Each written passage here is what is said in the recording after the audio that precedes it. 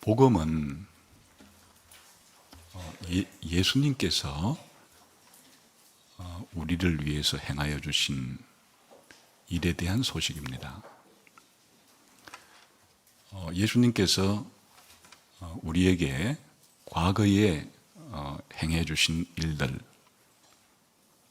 또 예수님께서 지금 현재 우리를 위해서 행하여 주고 계신 일들, 그리고 장차 예수님께서 우리를 위해서 행하여 주실 일들, 이 소식이 좋은 소식이고 복음입니다. 예수님께서 과거에 우리를 위해서 행하여 주신 일은 예수님이 태어나실 때, 또 예수님이 약 33년 동안 가르치시고 또 많은 기적을 행하신 그런 일들, 또 예수님이 죽으심을 통해서 우리를 위해서 행하여 주시고, 또 부활을 통해서 우리를 위해서 행해 주시고, 또 성천을 통해서 우리를 행하여 주신 일들에 대한 소식입니다. 그리고 현재 예수님이 우리를 위해서 행하여 주시는 일은 하나님 보좌 우편에 계시면서 재림하실 때까지 성령님을 통해서, 또 성경 말씀을 통해서 계속 우리에게 지금도 행하여 주고 계신 일들입니다. 그리고 미래에 우리를 위해서 행하여 주실 일은 예수님이 재림하셔서 우리를 위해서 행하여 주실 일들입니다. 내가 어떻게 구원받았느냐, 또 구원받은 내가 어떻게 살아야 되느냐 하는 것은 이렇게 예수님이 우리를 위해서 뭘 해주시고, 또 지금도 행하여 주시고 앞으로 무엇을 해주실 것인가에 기초를 하고 있습니다. 우리는 지금 이 중에서 예수님의 죽으심과 예수님의 부활을 통해서 행해 주신 의미를 좀 더 집중적으로 살피려고 하고 있습니다. 지난 몇 시간에 걸쳐서 예수님이 죽으실 때 우리를 위해서 무슨 일을 해 주셨나, 그게 이제 예수님의 영광인데요. 특히 하나님께서는 예수님의 이 죽음과 혹은 이 부활의 이 사건이 아버지와 성령님께도 중요하고, 또 사탄에게도 굉장히 중요한 의미를 가지고, 또 우주 전체와 인류 전체에게, 불신자 전체와 신자 전체에게, 그리고 우리 개개인 믿는 신자에게 큰 영향을 주는 것이기 때문에 이런 일들의 의미를 사도 바울이나 사도 요한의 글을 통해서 분명하게 말씀해 주기도 하지만, 누구나 그 예수님이 죽으신 의미와 부활의 의미를 깊이 생각할 수 있도록 초자연적인 현상을 예수님이 죽으실 때, 또 예수님 부활하실 때 동반시킴으로써 예수님의 죽음의 의미와 부활의 의미를 더 깊이 추구할 수 있도록 배려를 해 주었습니다. 사실은 예수님이 십자가에 죽으시고 또 3일 만에 부활하신 것이 무슨 의미를 가지는가 설명해 주지 않으면 모르겠죠. 그런데 하나님께서는 초자연적인 기적적인 사건들을 예수님의 죽음과 부활에 동반되게 했습니다. 그 예수님의 죽음과 함께 일어난 초자연적인 사건, 예수님이 죽으셨을 때, 부활하실 때 일어났던 초자연적인 사건들이 예수님의 죽음과 부활의 의미를 잘 밝혀주고 있습니다. 그래서 우리는 이제 지난 2시간에 예수님이 죽으셨을 때 동반된 초자연적인 사건 2가지를 생각해 보았죠. 그 한 가지는 3시간 동안의 초자연적인 그 어두움이 발생했고, 또 다른 한 가지는 성전의 휘장이 위에서 아래로 찢어져서 둘이 되는 이 사건 속에 담긴 예수님의 죽으심의 의미를 생각해 보았습니다. 오늘은 예수님의 죽음과 부활 때 동반된 또 다른 초자연적인 사건을 살펴보고 예수님의 죽음과 부활의 의미를 함께 고찰해 보려고 합니다. 그것은 마태복음 27장 51절 하반절부터 일어난 사건인데 다시 한번 눈으로 한번 보세요. 땅이 진동하고 이게 지진 났다는 얘기입니다. 그리고 바위가 터지고 무덤들이 열렸다. 이게 자연스럽게 일어난 일이 아니에요. 예수님 십자가에 죽으셨을 때 지진이 나고 바위가 터지고 무덤이 열리는 이런 일이 생겼다. 그리고 또 예수님이 부활할 때 어떤 일이 생기는가 하면은 죽었던 성도들이 부활을 하는 일이 있어요. 그리고 죽었던 성도들이 예수님이 부활한 이후에 예루살렘 성에 들어가서 많은 사람들에게 자기가 다시 살아났음을 보여준 이런 일이 생긴 거예요. 흔히 우리는 예수님이 십자가에서 죽었다, 그것밖에 기억을 잘 안 하지만은 예수님이 죽으셨을 때 3시간 동안에 온 땅에 어두움이 임한 것과 성전 휘장이 찢어진 것과 더불어서 지진이 나고 거대한 바위가 갈라지고 성도들의 무덤이 열리는, 그리고 일단의 성도들이 다시 살아나는 일이 생긴 것이에요. 그리고 그 성도들이 예루살렘 성에 들어와서 많은 사람들에게 자신이 다시 살아났음을 보여주는 이런 기적이 예수님의 죽음과 부활 사건의 동반이 되었던 거죠. 그래서 오늘은 이런 초자연적인 이 사건이 구약 성경에서 어떤 구약 성경의 구절들을 배경으로 하고 있으며 이런 놀라운 초자연적인 사건들이 어떤 의미를 가지는가, 그리고 이런 초자연적인 사건들이 일어난 시간이 언젠가, 구체적인 일어난 시간을 살펴보고, 그리고 왜 예수님의 죽음과 부활 속에 이런 사건들이 동반된 것을 함께 말하고 있는가 하는 내용들을 살펴보려고 합니다. 그런데 이게 사실은 가장 좀 어렵습니다. 그래서 마태복음을 해석하는 데 있어서, 더 나아가서 이 복음서를 해석하는 데 있어서 가장 어려운 본문들이 여기 있어요. 어둠이 생기고 성전 휘장이 갈라지고 그 의미를 구체적으로 밝혀놓지 않았잖아요. 그러니까 이 의미를 이해하기가 어려워요. 그리고 또한 예수님이 죽으시고 부활하는 그 기간 동안에 성도들이 예수님처럼 부활하는 일이 생겼다는 것도, 이게 도대체 무슨 일이 일어난 건지에 대해서 그 의미를 잘 파악하기가 어렵습니다. 그래서 가장 해석하기가 어려운 그런 성경 본문에 해당이 됩니다. 그동안에 그렇기 때문에 또 많은 연구가 이루어지기도 했습니다. 사실 여기에 관련된 이런 본문들을 가지고 박사학위 논문만 해도 몇 편이 나왔고 또 많은 소논문들도 많이 나왔어요. 그 정도로 이 본문이 해석하기가 어려웠습니다. 그래서 선행한 연구자들의 도움을 빌어서 오늘 이 의미를 좀 더 자세하게 살펴보고자 합니다. 우선 첫 번째로 예수님이 태어나신 일도 그렇고 예수님이 가르치시거나 기적을 행하신 일, 혹은 예수님이 이렇게 죽으시고 부활하신 이런 일들은 너무 중요한 일이기 때문에 하나님께서 구약 성경에서 이미 예언을 해놓거나 아니면 모형적인 사건을 통해서 예수님에게 발생할 그런 일들을 미리 이야기를 해놓습니다. 그래야 예수님이 죽으시고 부활했을 때 이것이 우연히 일어난 것이 아니고 하나님의 계획 속에서 이미 다 계획되었던 일들이 때가 되어서 하나님께서 이 역사 가운데 이루신 일이라는 것을 우리가 더욱더 확신할 수가 있기 때문이에요. 그래서 지금 예수님의 죽음과 부활 때 일어난 이런 지진이 나고 바위가 터지고 무덤이 열리고 성도들이 부활을 하고 예루살렘 성으로 들어가서 자기를 보이고 하는 이런 일들도 구약 성경에 배경이 있습니다. 다시 말하면 이것을 밝혀주는 그런 구약 성경들이 중요한 몇 군데가 있습니다. 첫 번째, 그것을 보려고 합니다. 우선 이제 가장 관련성이 높은 구약 성경부터 몇 구절을 살펴보겠습니다.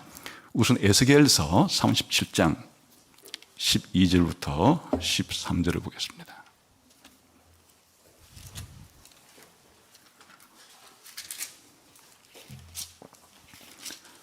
에스겔서 37장 12절, 13절, 14절까지 읽으면 좋겠습니다. 같이 읽어볼까요? 시작. 그러므로 너는 대언하여 그들에게 이르기를 주 여호와께서 이같이 말씀하시기를 내 백성들아 내가 너희 무덤을 열고 너희로 거기에서 나오게 하고 이스라엘 땅으로 들어가게 하리라. 내 백성들아 내가 너희 무덤을 열고 너희로 거기에서 나오게 한즉 너희는 내가 여호와인 줄 알리라. 내가 또 내 영을 너희 속에 두어 너희가 살아나게 하고 내가 또 너희를 너희 고국 땅에 두리니 나 여호와가 이 일을 말하고 이룬 줄을 너희가 알리라. 여호와의 말씀이니라. 에스겔 37장은 너무나 유명한 장입니다. 바벨론 포로로 끌려갔던 이스라엘 백성에게 하나님께서는 에스겔 선지자를 통해서 미래의 회복과 구원에 대한 예언의 말씀을 주시는 장면인데, 에스겔 골짜기에 마른 뼈들이 너무나 죽은 지가 오래되어서 바짝 마른 해골대, 골짜기의 해골대에게 에스겔을 보내서 하나님 말씀을 대언하라 이렇게 했을 때 에스겔이 하나님 말씀을 대언하자 하나님께서 성령을 보내셔서 그 해골대들을 다시금 뼈를 맞추어서 거대한 군대가 되어 일어나는 정말 믿기 힘든 그런 환상을 에스겔을 통해서 보여주셨습니다. 그리고 오늘 읽은 이 본문은 그에 대한 해석이에요. 이렇게 하나님이 해골대를 살려서 군대를 만드는 이것의 구체적인 해석이 무엇인가 하면 하나님이 무덤을 연다는 거예요. 무덤을 열어서 무덤 속에 있는 하나님의 백성들을 나오게 해서 그 하나님의 백성을 다시 이스라엘 땅으로 들여보낼 것이다. 그러니까 모든 사람이 아니에요. 하나님의 백성들이 무덤에 지금 묻혀 있는데 하나님께서 지금 무슨 일을 하시려고 하는가 하면 하나님 백성들이 묻혀 있는 무덤을 열어서 그 하나님 백성을 무덤에서 나오게 하고 무덤에서 나온 하나님의 백성을 이스라엘 땅으로 하나님께서 데리고 간다. 이것은 먼 미래에 이스라엘 백성이 바벨론 포로로부터 회복된다고 하는 일단의 그런 예고지만 그 차원에서 끝나는 것이 아니에요. 바로 오늘 우리가 예수님의 죽음과 부활 사건 때 일어난 동방매 사건을 보았듯이 여기에 바로 무덤을 열고 성도들을 무덤 바깥으로 하나님께서 데리고 나오시고 그 성도들을 다시금 이스라엘 땅의 핵심이라고 볼 수 있는 거룩한 도시 예루살렘으로 데리고 들어갔다 하는 이 자체가 바로 에스겔 3장 37장 12절 13절의 예언의 성취가 되는 것이에요. 물론 이것은 우리 교회가 이렇게 형성이 된 것에 대한 그런 상징적인 의미도 있고 더 나아가서는 장차 예수님 재림할 때 모든 성도들이 부활하게 된 것까지를 완성된 성취로 보겠지만 아무튼 예수님께서 죽으시고 부활하실 때 죽은 성도들이 무덤을 열고 자기들이 연 거 아니에요. 하나님이 그 무덤을 열고 하나님이 성도들을 무덤 바깥으로 나오게 하고 하나님께서 무덤 바깥으로 나온 성도들을 예루살렘 성으로 예수님을 통해서 들어가게 하시는 이 자체가 바로 에스겔 37장 12절에서 13절의 예언의 성취다. 그 같은 그 어구가 일치하죠. 그리고 개념이 지금 일치하죠. 그러니까 그냥 우연히 마태가 이 예수님이 그 죽음과 부활을 때 일어났던 이 사건을 쓰는데 그냥 이런 말을 쓴 게 아니에요. 이 무덤을 열고 무덤 바깥으로 나온다는 얘기는 성경에서 딱 거기밖에 없는 거예요. 그러니까 우리로 하여금 에스겔 37장을 생각하라 라는 의미로서 하나님께서 마태를 통해서 그런 표현을 쓰게 하신 거예요. 이게 이제 가장 중요한 지금 무덤을 열고 무덤 바깥으로 나오고 또 예루살렘 성으로 들어간 것에 대한 구약적인 배경이 되고요. 또 하나 중요한 배경이 있는데 그건 스가랴 14장이에요. 학개, 스가랴, 말라기. 구약 성경의 거의 끝에 있는 예언서인데 학개, 스가랴, 스가랴 14장을 보겠습니다.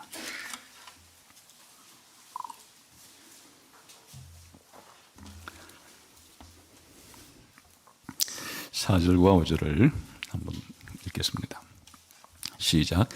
그날에 그의 발이 예루살렘 앞 곧 동쪽 감람산에 서실 것이요 감람산은 그 한가운데가 동서로 갈라져 매우 큰 골짜기가 되어서 산 절반은 북으로 절반은 남으로 옮기고 그 산골짜기는 아슬까지 이를지라. 너희가 그 산골짜기로 도망하되 유다 왕 우시야 때에 지진을 피하여 도망하던 것 같이 하리라. 나의 하나님 여호와께서 임하실 것이요 모든 거룩한 자들이 주와 함께 하리라. 이것도 이제 종말의 그날이라는 것은 여호와의 날입니다. 먼 훗날 종말에 일어날 일에 대한 예언인데요.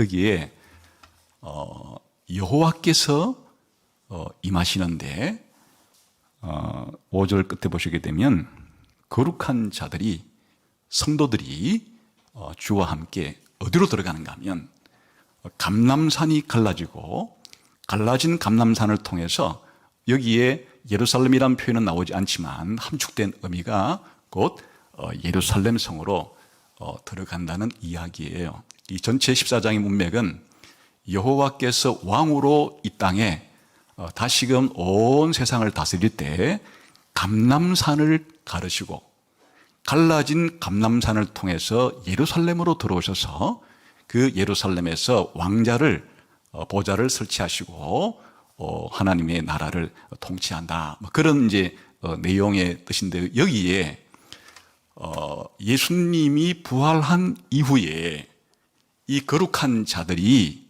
바로 거룩한 성으로 들어간다. 예수님이 부활하셔서 예수님이 예루살렘 성에서 함께 들어가실 때 동반되는 거룩한 성도들이 함께 거룩한 성으로 들어간다 하는 이 표현 자체가 이와 같이 바위가 터지고 그리고 거룩한 성도들이 예루살렘 성으로 함께 들어간다고 하는 이런 내용을 배경으로 한 겁니다. 그래서 여기에도 이 마태복음 27장 51절부터 53절까지 나오는 그 내용이 바로 스가랴 14장 4절과 5절의 내용을 완전 성취는 아니에요. 부분적으로 성취하는 이런 내용이다 하는 것을 우리에게 알려줍니다. 그리고 이런 개개인의 종말에 부활할 거라고 하는 가장 분명한 이야기는 다니엘서 12장 2절에 나옵니다. 한번 가보겠습니다.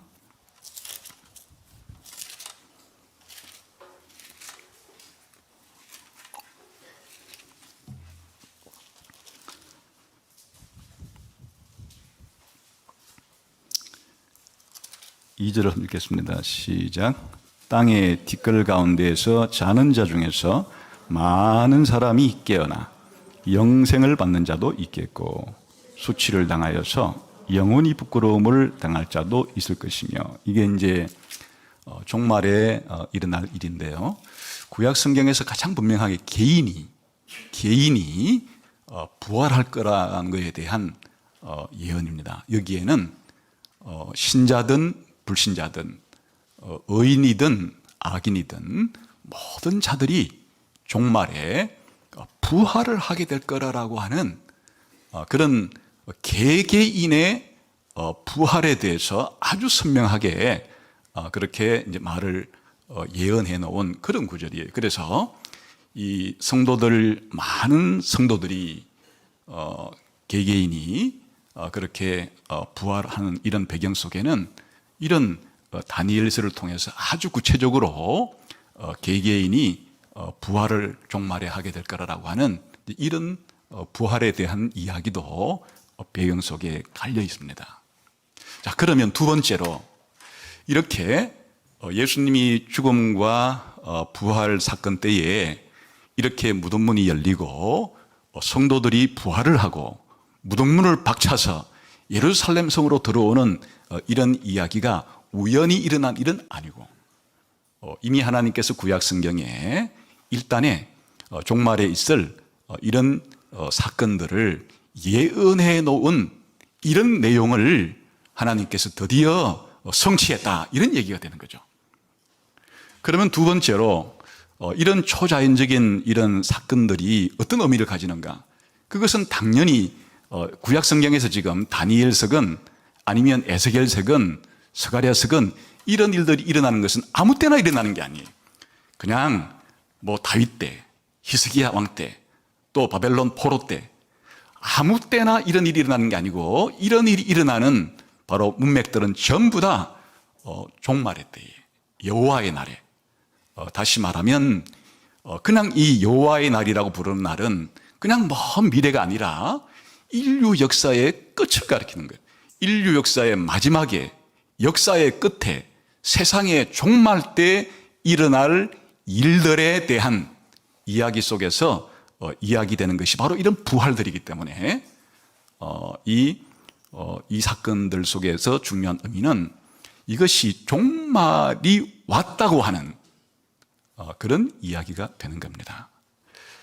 부활은 종말 때에 일어날 일로 예언이 됐는데 예수님이 부활하고 예수님과 부활과 더불어서 일단의 성도들이 부활했다는 얘기는 그 하나님께서 예고한 그 종말이 앞으로 먼 또 미래가 아니라 예수님의 부활 때 이미 일어나기 시작했다라고 하는, 다시 말하면 이 모든 사건들이 종말의 의미를 보여주는 그런 의미고, 더 나아가서는 그러면 예수님이 부활하시고 예수님이 부활할 때 일단의 성도들이 부활한 이 사건이 종말이 시작된 것이기는 하지만 종말이 완성된 건 아니죠.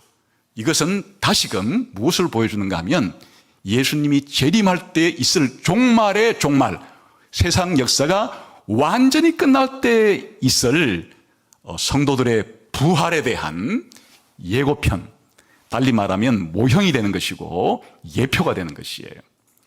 그래서 이것이 단순한 문제가 아니고 굉장히 중요한 의미를 담고 있다 하는 것을 이제 알 수가 있겠죠. 그렇게 놓게 보면 사실은 지금 마태복음, 다시 우리가 27장을 돌아와 보겠습니다.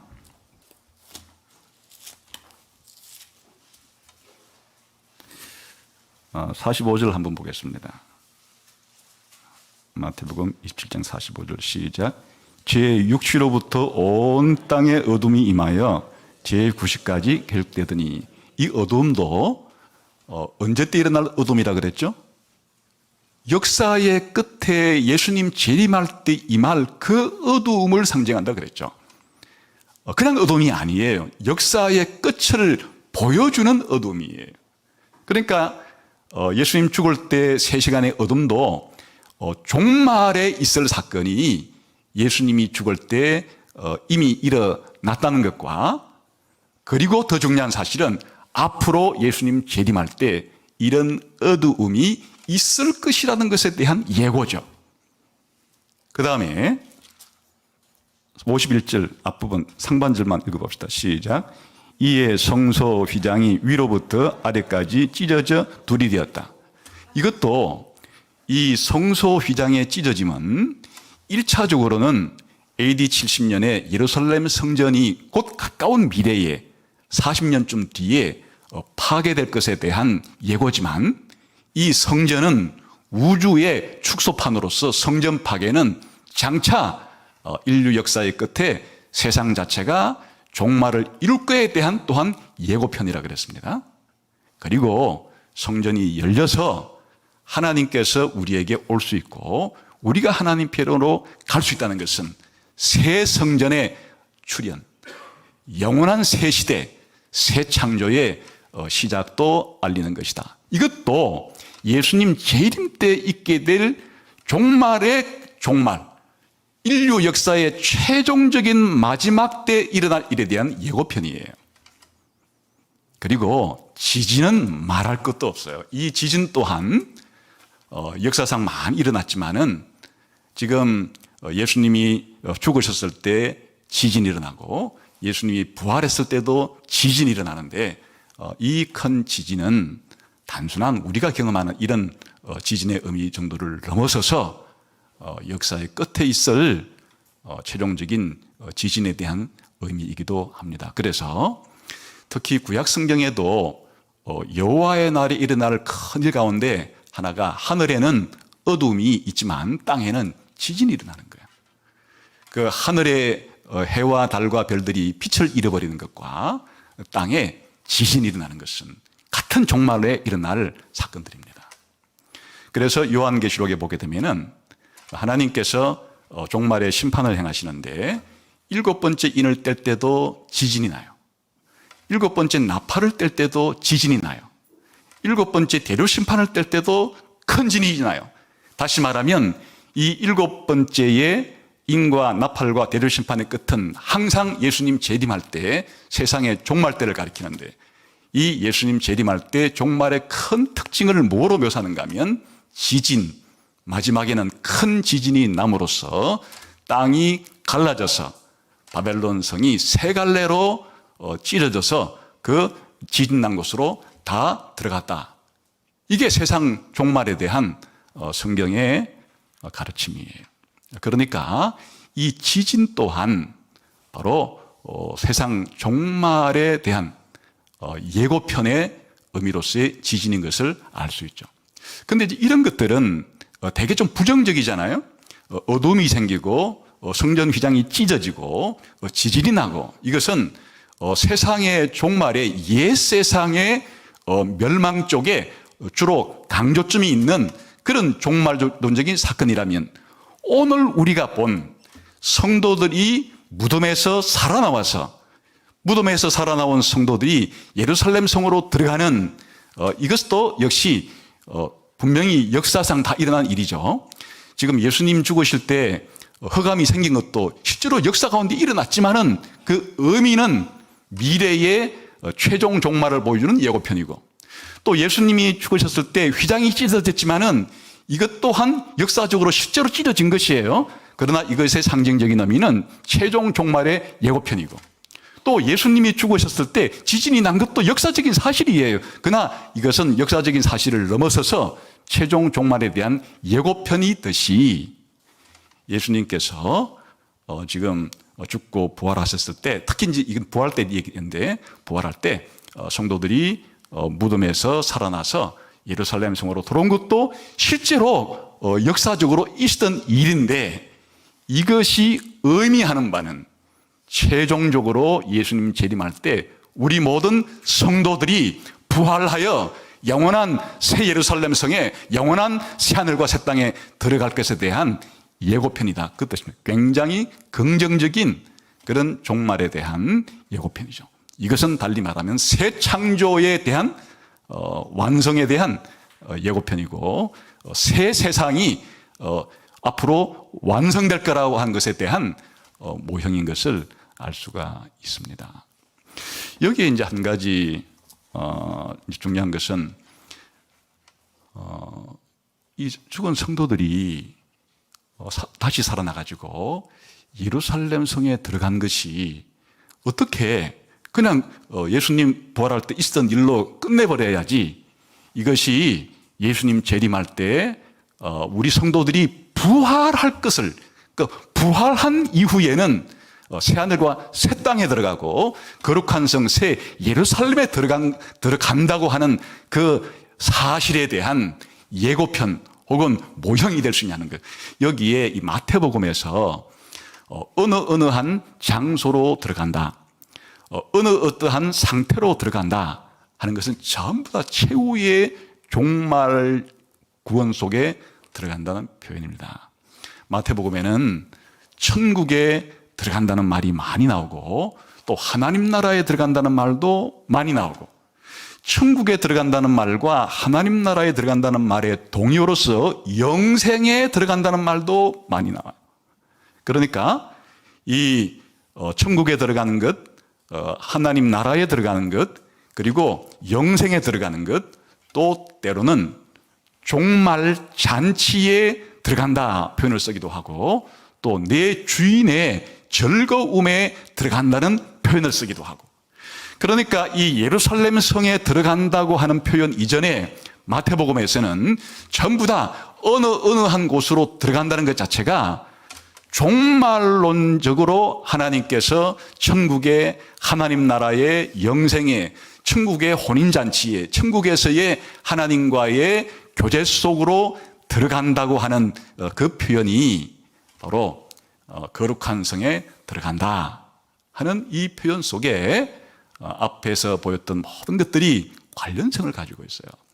그래서 이 마태복음에서 거룩한 성에 들어간다 하는 것은 역사적으로 실제로 그런 일이 있었지만은 이것이 상징하는 바는 최종적인 구원 상태, 그것이 장소적으로 말하면 천국이고 하나님 나라고, 그것을 상태적인 의미로 말하면 영생에 들어간다 그러고, 그것을 또한 하나님과의 관계 속에서 정의하자 그러면 하나님이 배설한 어린 양의 혼인잔치에 들어가고, 그리고 또한 하나님의 즐거움에, 우리가 하나님의 기쁨에 우리가 함께 참여하는 것으로, 그것이 이 죽었던 성도들이 부활해서 예루살렘 성에 들어간다 하는 것이 앞으로 있을 것을 보여주는 그런 모형 역할을 하는 것입니다.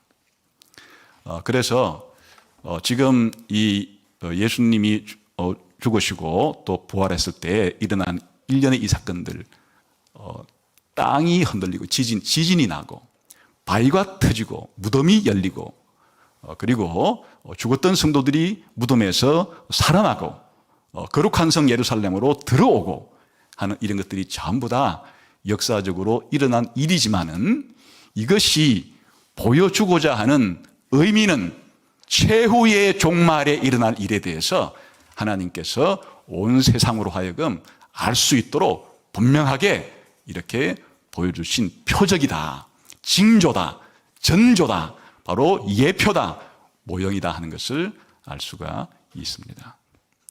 그런데 이제 한 가지 조금 더 구체적으로 들어가서 세 번째, 지금 이 땅에 지진이 나고 바위가 터지고 무덤이 열리고 죽은 성도들이 무덤 밖으로 나와서 예루살렘으로 들어가는 이 일이 그럼 언제 일어났느냐 할 때 여기에 이게 예수님이 죽을 때 일어난 일이냐? 그럼 금요일이죠? 예수님 부활할 때 일어난 일이냐? 그럼 주일날이죠? 일요일이죠? 이 중에서 어떤 것은 금요일날 예수님 죽을 때 일어난 사건이고 이 중에서 어떤 것은 예수님이 부활할 때 일어난 사건이냐? 이게 이제 많은 학자들의 논쟁거리가 됩니다.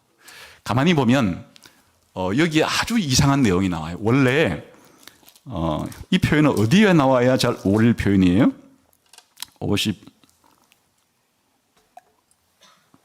27장 52절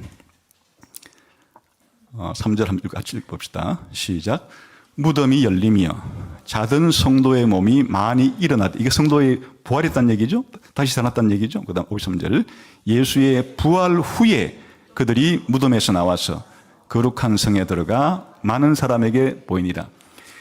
53절에 예수님의 부활 후에 죽었던 성도들이 어디 들어갔다고요? 예루살렘 성에 들어가서 많은 사람에게 보였다. 이것은 분명히 언제 일어날 일입니까? 예수님이 부활하신 후에 일어난 일을 여기 적어 놓은 거예요. 그럼 그 앞에 나오는 무덤이 열린 상태에서 무덤 속에 있던 성도들이 다시 살아났다 하는, 이건 언제 일어난 일인가? 이게 이제 그냥 우리가 번역한 이 성경대로 따라가면 이게 마치 이렇게 이제 해석을 할 수도 있어요. 예수님이 죽으셨을 때 지진이 나고 바위가 터지고 대개 유대인들은 그 시신을 바위에다가 파서 묻죠. 땅속에 묻는 게 아니고 그 속에서 이제 무덤이 열려서 죽은 성도들이 살아났다가 그러면 3일 동안 무덤 속에 살아는 났는데 가만히 무덤 속에 살아난 상태에서 꼼짝하지 않고 있다가 53절에 예수님이 부활한 후에 예루살렘으로 들어갔단 말인가? 어떤 사람은 그렇게 해석하는 사람도 있어요. 그건 좀 이상하죠. 그 성도들이 예수님 죽을 때 부활했다는 것이 왜 이상한가 하면 원래 신약 성경 전체에서 예수님의 부활이 부활의 첫 열매로 그렇게 강조가 돼요. 다시 말하면 우리가 부활해서 영원한 천국으로 들어갈 그 모든 앞으로 천국에 들어갈 모든 천국 백성 가운데서 최초의 부활이 일어난 분은 예수님이에요. 그걸 예수님이 부활의 첫 열매라 그러던 거예요.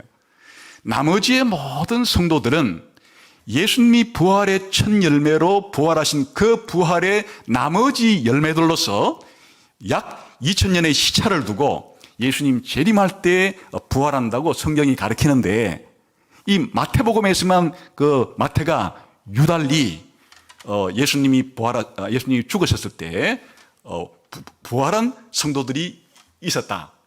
그 예수님의 부활보다도 성도들이 먼저 부활했다. 이 자체가 신약 성경의 부활 교리에 맞지를 않고 일단 신학적으로 두 번째는 성도들의 부활이 먼저 일어났다고 할지라도 또 왜 예수님 부활하고 난 예수님이 부활해서 예루살렘에서 자기를 보여주기 전에는 왜 이 사람들이 무덤 속에 가만히 3일 동안 그렇게 있다가 들어가냐? 이것도 어색하기가 짝이 없고 그래서 이제 이게 난제가 되는 것이에요. 사실 이 이야기는 성도들이 부활해서 예수님이 부활하고 난 다음에 예루살렘에서 들어갔다 하는 이 이야기는 어디에 이 이야기를 넣어야 아주 자연스럽게 읽히는가 하면 예수님 부활 이야기는 어디에 나와요? 28장, 마태복음 28장 1, 2, 3, 4절 한 가지 읽어보겠습니다. 시작. 안식일이 다 지나고 안식 후 첫날이 되리는 새벽에 막달라 마리아와 다른 마리아가 무덤을 보려고 갔더니 큰 지진이 나며 주의 천사가 하늘로부터 내려와 돌을 굴려내고 그 위에 앉았는데 그 형상이 번개 같고 그 옷은 눈같이 희건을 지키던 자들이 그를 무서워하며 떨며 죽은 사람과 같이 되었더라. 여기에 예수님이 부활하시는 부활의 날에 큰 지진이 났다. 지금 예수님이 죽을 때도 앞에 아까 큰 지진이 났다 그랬죠. 예수님이 부활할 때도 큰 지진이 났다. 예수님이 죽으실 때도 사실은 바위가 터졌다. 바위가 열렸다. 이런 표현인데 예수님이 부활하실 때도 천사가 내려와서 돌을 굴렸다. 바위가 터졌다는 표현을 쓰지는 않지만은 개념적으로는 같은 개념이죠. 그리고 마태복음 27장 54절에 가게 되면 이 백부장과 함께 했던 그 군인들이 큰 지진이 나는 것과 한번 볼까요? 27장 54절에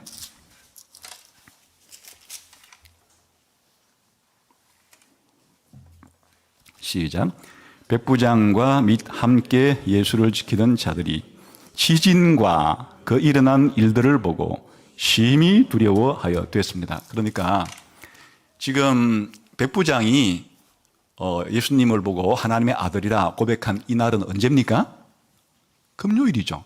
아까 예수님이 죽으셨을 때 땅이 흔들리는 얘기가 지진 났다는 것 같은 표현이에요. 땅에 지진이 나고 그래서 이 백부장이 동일한 날에 큰 지진을 보고 이렇게 이제 했다는데 이것 자체가 예수님이 죽을 때도 일어난 이 지진이 예수님이 부활할 때도 큰 지진이 생기고 또한 예수님이 죽으시는 날에도 이 백부장과 군병들이 이 사건을 보고 어떻게 돼요? 지키는 자들이 큰 두려움에 빠졌다 그러는데 예수님이 부활했을 때도 큰 지진이 나고 지키는 자들이 큰 두려움에 빠졌다. 지금 예수님의 죽음과 예수님의 부활 사건에 일어난 초자연적인 사건들이 거의 같은 방식으로 묘사가 되기 때문에, 그래서 마태복음 27장에 있는 무덤이 열려서 성도들이 살아나고 예루살렘 성에 들어왔다는 이야기는 어디에 넣으면 자연스럽게 들어맞는 것이에요? 예수님 부활하고 난 다음에 그 한 4절쯤 해서 이 이야기를 집어넣으면 가장 자연스럽게 읽힐 이야기인데, 예수님이 부활한 후에 일단의 성도들이 예루살렘에 들어갔다고 하는 부활 때 생긴 일을 이 마태가 앞으로 끄집어 와서 예수님이 죽을 때 일어난 사건 속에 함께 집어넣어서 설명을 하고 있는 아주 특이한 지금 기록을 하고 있기 때문에 이게 문제가 되는 것입니다. 그래서 이 사건을 다시 한번 정리를 해보게 되면 이 문제에 대해서 이제 많은 학자들이 논문도 쓰고 또 연구를 해서 이게 가장 자연스럽게 읽히려고 하면 이게 지금 27장에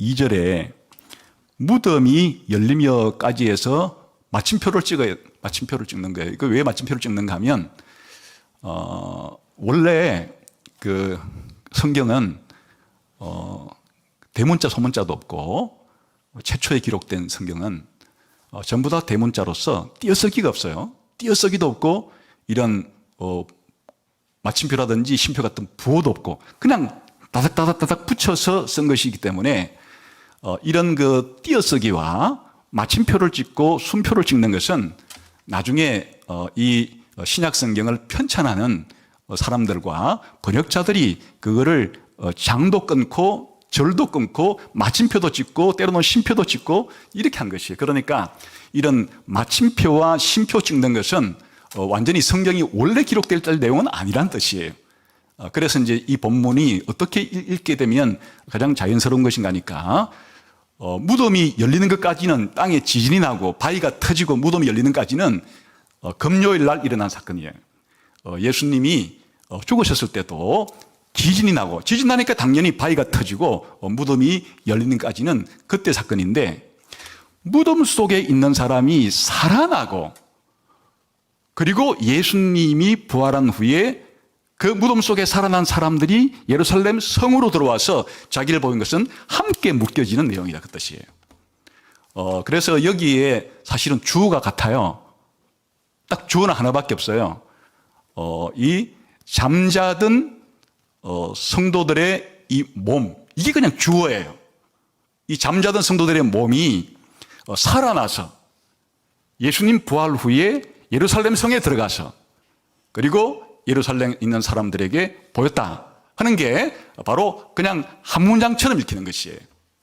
그래서 여기에 예수님의 부활 후에 나오는 사건은 당연히 예수님 부활 때 일어난 사건이지만, 그 앞에 나오는 무덤 속에서 잠자던 성도들이 일어났다 하는 이것도 예수님 죽음 때 금요일 날 일어난 사건이 아니고 그 뒤에 붙어가는 것이에요. 예수님의 부활 후에 무덤 속에 있는 자들이 살아나서 예루살렘 성으로 들어오고 그리고 자기를 보였다. 이렇게 이게 해석하는 것이 이 본문에 있어서 가장 자연스러운 해석이에요. 물론 아까 말한 것처럼 이 끊어 읽기라는 것 자체가 사실은 없었기 때문에 이렇게 끊어 읽으면 이렇게도 될 수 있다 그랬죠. 지진이 나고 바위가 터지고 무덤이 열리고 무덤 속에 살아나는 사람은 금요일 날 일어난 일이고 죽을 때 일어난 일이고, 그리고 예수의 부활 후에 이들이 성으로 들어, 이렇게 읽을 수도 있긴 하지만 이게 아까 말한 것처럼 두 가지 이유에서 자연스럽지가 않고 신학적으로도 맞지 않고 또 문맥적으로도 이것이 그렇게 자연스럽게 읽히지가 않죠. 그래서 오히려 이 끊어 읽는 것 자체가 그 무덤 속에서 성도들이 다시 살아났다 하는 이것은 예수님 부활 후에 예루살렘 성에 들어가서 보였다는 것에 거기 붙어야 되는, 그렇게 하면은 이제 이거 자체가 비교적 큰 문제가 없어지게 되죠. 그럼 여기에서 이 죽었던 성도들이 다시 살아났다는 말이 무슨 말인가? 여기에 잠자다 하는 표현은 죽었다는 표현에 부드러운 표현이죠. 잠자던 성도들이 살아났다. 여기는 죽었던 성도들이 살아났다. 어디 속에 있던 무덤 속에서 죽어 있던 성도들이 살아났다. 그 표현이죠. 근데 이 죽은 성도들이 그럼 누군가 하는 것이에요. 지금 예수님이 3년 동안 복음을 전해서 제자들이 몇 사람 생겼겠지만 그 중에서 예수님 제자였다가 죽은 사람은 지금 없잖아요. 지금 여기에서 죽었던 성도들이라는 것은 예수님이 믿었던 제자들의 죽음을 가리키는 것은 아니에요. 바로 구약시대의 성도들 중에 일부예요. 그래서 마태복음 3장에 보게 되면 예수님께서 설교하실 때 너희가 선지자들과 그 의인들을 죽여서 이 무덤에 묻혀 있다. 그러니까 지금 구약시대에 많은 성도들의 이런 죽었는데 그 중에 대표적으로 이런 선지자들과 의인들을 유대 지도자들이, 유대인들이 그렇게 죽이는 이런 이제 죄를 범했는데 그 죽은 사람들이 지금 무덤에 있다는 것이에요. 그래서 여기에 잠자던 성도들이 살아났다 하는 이 표현은 당연히 구약 시대에 예수를 믿은 것이 아니죠. 구약 시대에 하나님의 백성들로서 성도들 가운데 이제 일부가, 전체는 아니겠죠. 일부가 살아났다는 표현으로 볼 수가 있고, 그 다음 이 살아났다는 것이 예수님이 부활한 것처럼 그의 몸이 완전히 변형되어서 영원한 천국에 들어갈 수 있을 정도의 그런 상태까지, 그렇게 실제로 말하면 예수님의 부활과 똑같은 형태의 부활을 한 것인가, 아니면 나사로처럼 또 죽은 예수님께 몇 사람 살린 사람들이 있죠. 그런 사람들은 전부 다 소생이라고 불러요. 다시 살아났는데 그 다시 살아난 것을 예수님의 부활과 동일한 부활로 보는 것은 아니고 정확한 명칭은 소생이에요. 다시 살아났다가 또 시간이 지나서 다시 죽는 형태의 다시 살아나는 거죠. 예수님의 부활이라는 것은 우리의 현재의 몸이 완전히 변형되어서 영원한 새하늘과 새 땅에 들어가서 살 그 몸의 형태로 영화롭게 변형되는 것을 예수님의 부활이라 그러는 것이고, 여기에 성도들의 무덤 속에서 살아났다, 이 표현은 그럼 어느 쪽일 것이냐. 이 또한 어떤 해석가들은 예수님의 부활처럼 그렇게 부활했다고 또 해석하는 사람들이 있어요. 해석은 어쨌든 자유롭게 할 수 있는 것이니까 맞든 틀리든지 간에 해석은 할 수 있는 거잖아요. 이렇게 해석하는 사람들은 그러면 예루살렘 성에 들어갔다고 하는 것을 어떻게 이해하는가, 들어갔다가 나중에 예수님처럼 천국에 들어갔을 것이다, 이렇게 해석하게 되는 것이에요. 물론 그렇게 됐는지 안 됐는지는 여기에 좀 기록을 해놓지 않았으니까 모르지만은 예수님의 부활이 예수님의 부활의 첫 열매로서의 이런 성격을 보건대 무덤 속에서 다시 살아났다는 이 사람들도 최후의 종말에 있을 성도들의 부활에 대한 예표로 보여주기 위해서 그렇게 나사로처럼 잠시 살아난 형태일 가능성이 훨씬 더 많다. 이들이 진짜 예수님 부활한 것처럼 동일하게 변형되어서 예루살렘 성에 들어갔다가 예수님 따라서 천국으로 다시 들어갔다, 이렇게 해석하는 것은 무리가 따르죠. 그래서 지금 이것을 다시 이제 정리해 보게 되면 마태복음 27장 46절을 다시 보겠습니다. 제60부터 온 땅에 어둠이 임한 90까지, 이건 요일로 따지면 어느 요일을 일어난 겁니까? 금요일에. 그리고 50절 읽어볼까요? 시작. 예수께서 다시 크게 소리 지르시고 영원히 떠나시. 이거 언제 일어난 일이에요? 금요일에. 그리고 51절 시작. 이에 성소의 휘장이 찌르부터 아래게 찢어진, 이거 언제 일어난 일이에요? 금요일에. 그리고 땅이 진동하고 바위가 터지고 무덤들이 열리고, 이건 언제 일어난 일이라고요? 금요일에. 그리고 무덤 속에 있는 성도들이 많이 일어나고 예수의 부활 후에 예루살렘 성으로 들어가고 그들에게 보였다. 이 일은 언제 일어난 일이에요? 주일날 일어난 일이에요. 물론 아까 여기에서 확실한 것은 예수의 부활 후에 예루살렘 들어간 것은 너무나 명명백백하게 주일날 일어난 일이지만, 지금 제가 해석해 드린 것과 같이 그 앞에 무덤 속에 있는 자들이 많이 살아났다는 이 사건도 주일에 일어난 사건에 배속이 되어야 맞는 것이에요. 이건 주일날 일어난 일이고, 다시 54절 봅시다. 시작.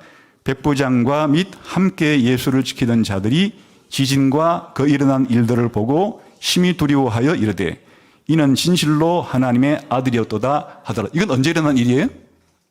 금요일이죠. 금요일 날 백부장이 예수님 십자가 사건을 보고서 예수님을 하나님의 아들로 고백한 거죠. 그러니까 이게 지금 샌드위치처럼 마태가 아주 독특하게 이 사건을 지금 기록해 놓았기 때문에 이게 난제 중에 난제가 된 거예요.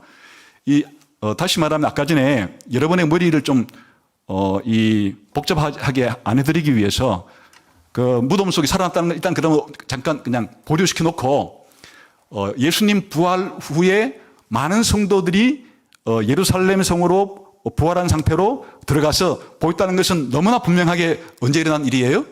주일날 일어난 일이니까 지금 마태가 예수님의 죽음과 부활 사건을 순서적으로 지금 기록해 나가다가 앞으로 부활 때 일어난 사건 하나를 어디로 예수님 죽음 사건 속에 끄집어 와서 그 속에 기록을 해버리는 거니까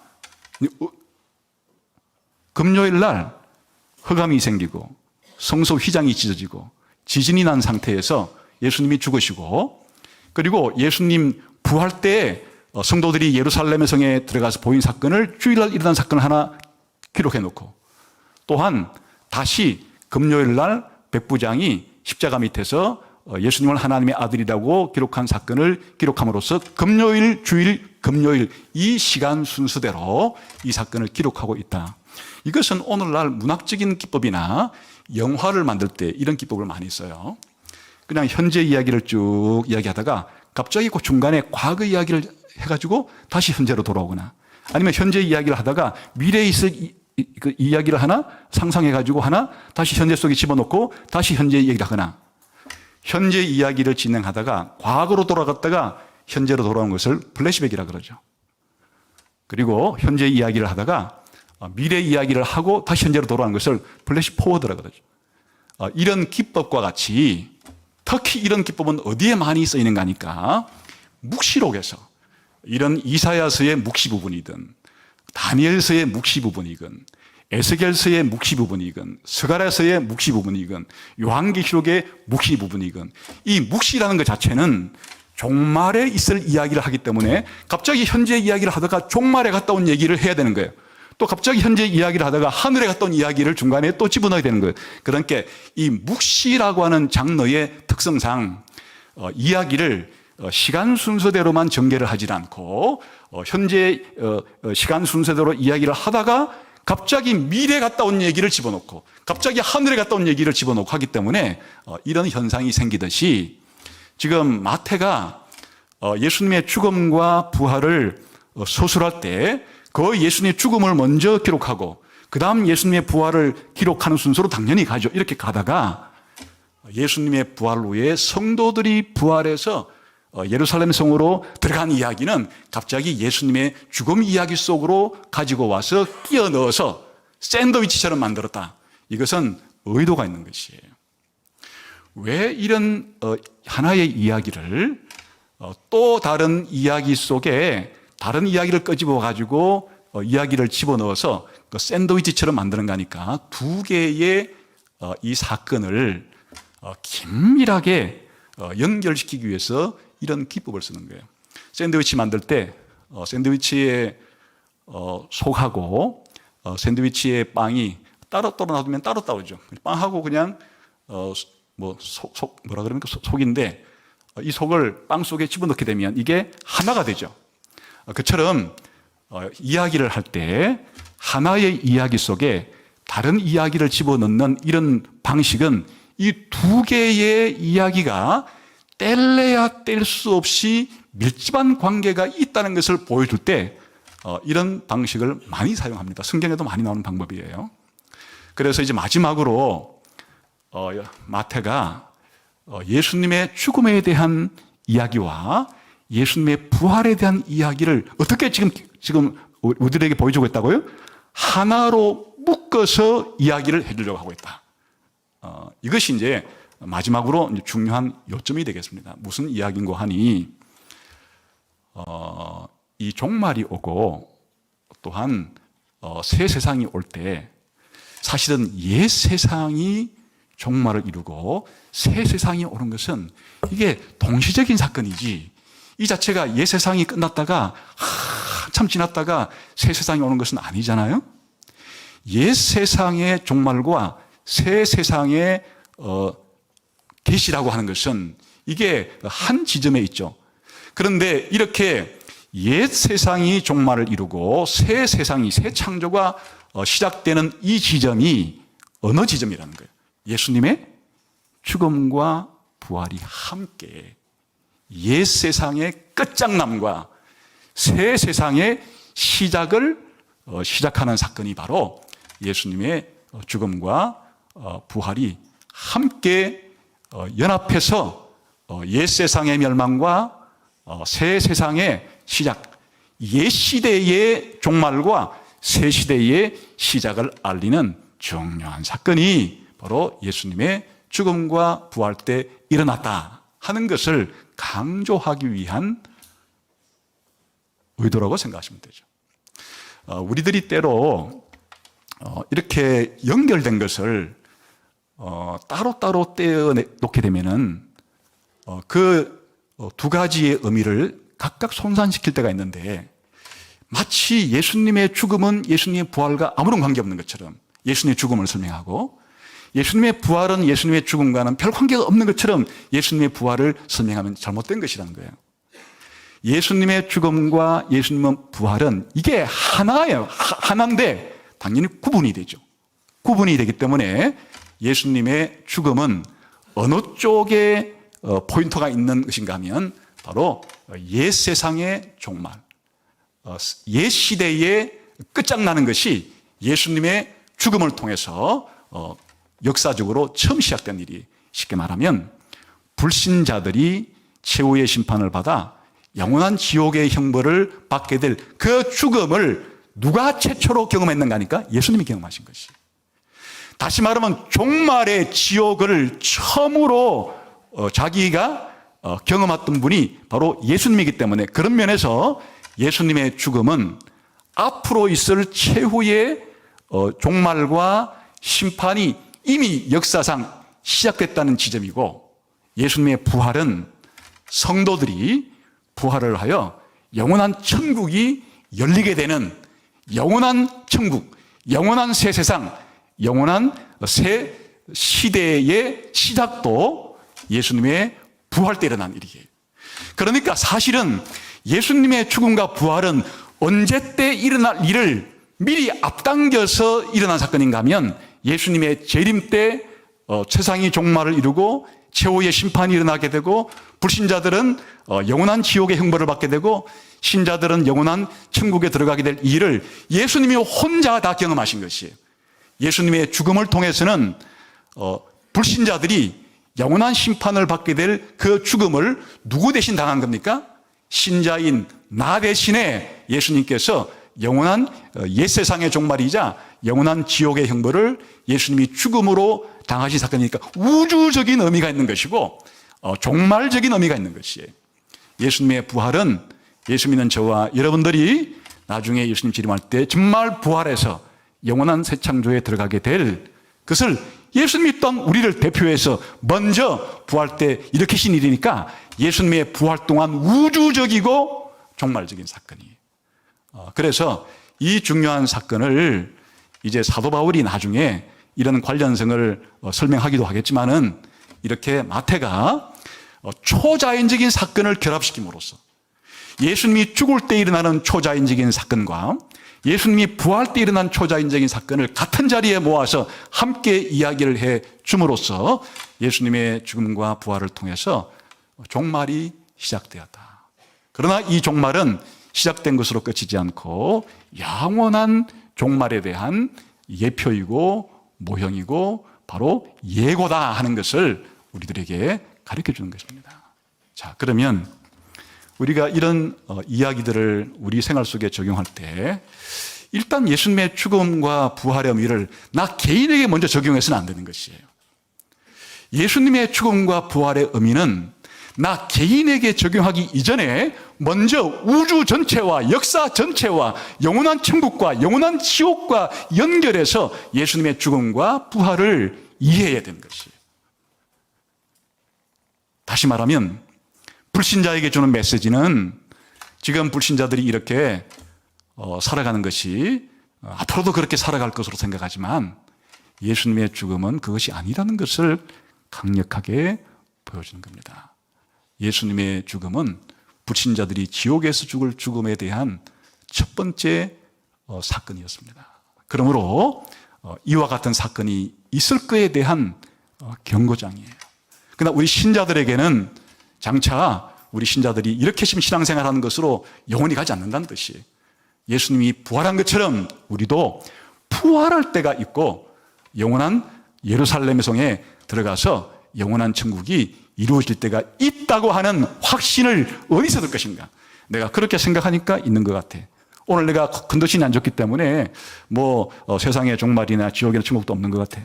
오늘은 왠지 내 느낌이 지옥도 있는 것 같고 천국도 있는 것 같아. 이렇게 세상의 종말과 천국과 지옥에 대한 확신은 내 감정과 내 느낌으로 하는 것이 아니고 예수님의 죽음과 부활이 세상의 종말이 있음과 천국과 지옥이 있음에 대한 하나님께서 내놓을 수 있는 가장 강력한 카드가 예수님의 죽음과 부활 사건이다. 그런 뜻입니다. 두 번째는 그러나 예수님의 죽음과 부활은 우리 개인에게 깊은 현재적인 의미가 있죠. 예수님의 죽음이 현재 내 신자 속에서 어떤 연관을 갖고 있는가? 예수님의 부활이 내 삶과 어떤 연관을 가지고 있는가? 이것은 우리의 모든 구원이 예수님의 죽음과 부활과 연합됨으로써 발생하는 겁니다. 우리의 죄사함과 하나님의 진노로부터 해방됨과 하나님께로 나아가는 화해가 일어난 일과 그리고 우리가 의롭다고 칭함받는 일과 우리가 하나님의 아들로 양자로 입양되는 것과 우리가 거룩하게 되고 용화롭게 되는 모든 일들이 우리가 예수님과 죽음과 부활에 연합되어 있기 때문에 내 속에서 죄 용서도 발생하고 내 속에서 영생도 발생하고 내 속에서 거룩함도 일어나게 되고 내 속에서 장차 부활도 일어나게 되고 전부 다 우리의 구원의 처음부터 마지막까지는 예수님의 죽음과 부활에 연결되어 있기 때문이에요. 연합되어 있기 때문이에요. 그런데 이것은 앞으로 우리가 좀 더 이제 이렇게 예수님의 죽음과 부활에 우리가 개인적으로 어떻게 신자가 연루되어 있는가, 그리고 우리의 구원 속에서 어떻게 드러나는 것은 차후에 좀 상세하게 살필 문제이고, 오늘 우리가 이 마태가 보여주는 예수님의 죽음과 부활 사건의 가장 강력한 초점은 당장 우리의 개인에게 적용하기 이전에 예수님의 죽음 속에 일어난 사건, 하늘의 어두움과 그리고 성전휘장이 갈라짐과 땅의 지진과 그리고 무덤 속에 성도들이 부활해서 그렇게 예수님과 함께 예루살렘 성에 들어가는 이런 모든 사건들은 우리들로 하여금 그 당시에 일어난 일이기는 하지만은 일어난 일로서 그치는 것이 아니고 최후의 종말에 대한 손가락, 최후의 종말이 있음을 알리는 바로 표지판 역할을 하는 것이고, 그리고 예고편과 모형 역할을 하는 것이기 때문에 우리들은 죽어보지 않아도, 예수님 재림하지 않아도 이와 같은 종말이 있음과 종말 이후에 벌어지는 최후의 심판이 있음과 최후의 구원이 있다는 사실을 예수님을 보고 확인하는 것이에요. 예수님의 이 죽음과 부활을 통해서 바로 우리가 눈으로 볼 수도 없고 귀로 들을 수도 없고 손으로 만질 수도 없는 미래의 일, 종말의 일, 영원한 천국과 지옥에 대한 일을 하나님께서는 보여주셨다. 예수님의 죽음을 통해서, 예수님의 부활을 통해서, 그리고 예수님의 부활과 죽음 속에 동반된 이런 초자연적인 사건을 통해서 예수님이 죽을 때 일어난 일은 영원한 지옥에서 벌어질 일이고, 예수님이 부활할 때 일어난 일은 영원한 천국에서 벌어질 일이라는 것을 하나님께서 말씀하셨다 하는 것을 기억해야 합니다. 왜 이걸 제가 여러 차례 강조하는 것인가 하니까, 오늘날 현대인들은 객관적이고 보편적인 이런 사실과 진리에 대해서는 관심이 없어요. 오로지 내 느낌, 내 경험, 내 감정이 그러면 뭐 그런 것이고, 내 감정이 그렇게 생각되지 않고 느껴지지 않으면 뭐 세상에 진리도 없는 식으로 살아가는 사람, 이 세대 속에 살고 있기 때문에 예수님을 생각할 때도 뭔가 예수님의 죽음과 내가 연합됐다고 말할 때, 예수님의 부활과 연합됐다고 말할 때 내 개인 속에서 무슨 감정적인 변화가 일어나는 것인가, 무슨 느낌이 생겨나는 것인가, 이런 쪽에만 관심을 집중할 뿐, 예수님의 죽음과 부활이 가지는 우주적이고 전 역사적인 이 종말의 의미를 알지 못하고서는 예수님의 죽음의 위대한 의미를 알 수가 없는 것이에요. 예수님의 부활의 위대한 의미를 알 수가 없는 것입니다. 그래서 성경은 예수님의 죽음과 부활이 우리와 밀접한 관계가 있다고 말해요. 그러나 우리와의 관계 이전에 예수님의 죽음과 부활은 하나님 아버지와 성령님과 관계가 있고, 예수님의 죽음과 부활은 사탄 마귀와 관계가 있고, 예수님의 죽음과 부활은 우주 전체와 관계가 있고, 예수님의 죽음과 부활은 인류 전체와 관계가 있고, 예수님의 죽음과 부활은 신자 전체와 관계가 있고, 예수님의 죽음과 부활은 불신자 전체와 관계가 있는, 예수님의 죽음과 부활은 역사 한가운데 일어난 일이기도 하지만은 역사의 끝에 일어날 일에 대한 가장 강력한 모형이라는 것을, 또 예언이라는 것을 어떤 면에서는 우리들에게 말해줍니다. 그래서 세상을 살아갈 때 예수님의 죽음과 부활이라는 이 안경을 끼고 우주를 보고, 역사를 보고, 종말을 보고, 천국과 지옥을 보고, 그리고 오늘을 보고 과거를 볼 수 있는 그런 눈을 가지고 세상을 살아가는 여러분 되시기를 주님의 이름으로 축원합니다. 기도하겠습니다.